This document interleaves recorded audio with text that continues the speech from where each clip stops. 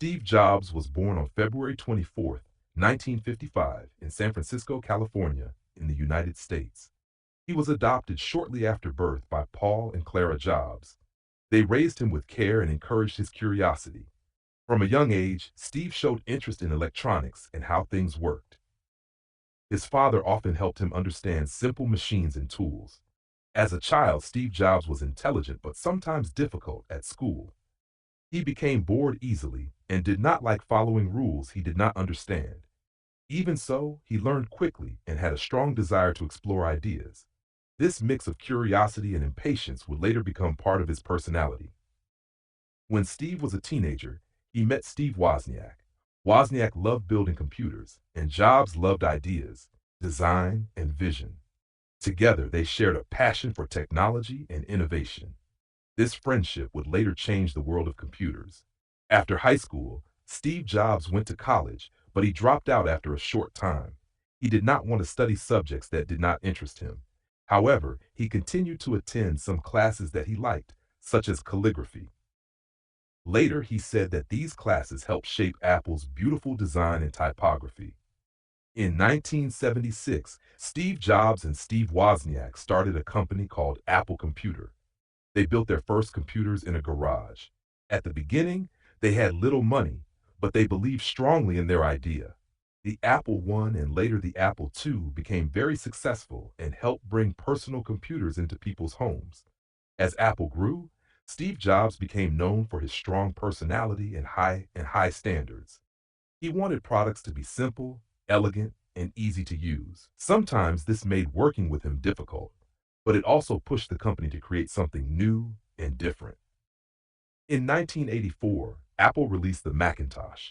It was one of the first computers with a graphical user interface and a mouse. This product changed how people interacted with computers and made technology more accessible to the public. Despite Apple's success, problems grew inside the company. Conflicts between Steve Jobs and other leaders increased. In 1985, Steve Jobs was removed from his leadership role at Apple. This was a very painful moment in his life. He later said it was one of the hardest experiences he ever faced. After leaving Apple, Steve Jobs started a new company called Next. The company focused on powerful computers for education and business. Although Next was not a big commercial success, its technology later became very important.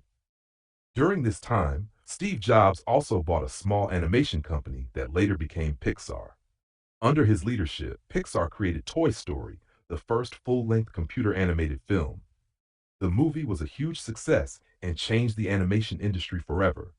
In 1997, Apple was struggling financially. The company decided to buy Next, which brought Steve Jobs back to Apple. Soon after, he became the leader of the company again. This marked a turning point in Apple's history. Steve Jobs helped simplify Apple's product line and focused on innovation. Under his leadership, Apple released products like the iMac, the iPod, the iPhone, and the iPad. These products changed not only technology, but also music, communication, and daily life.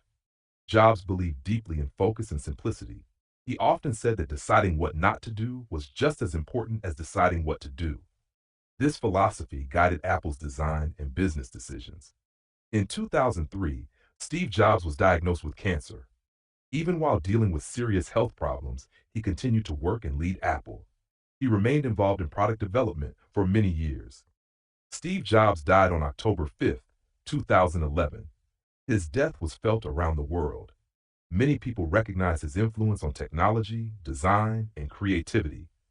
Steve Jobs' life shows that failure, curiosity, and persistence are part of success. He believed in thinking differently and following one's vision, even when the path was difficult. His story reminds us that passion, learning, and courage can truly change the world. Thank you for watching.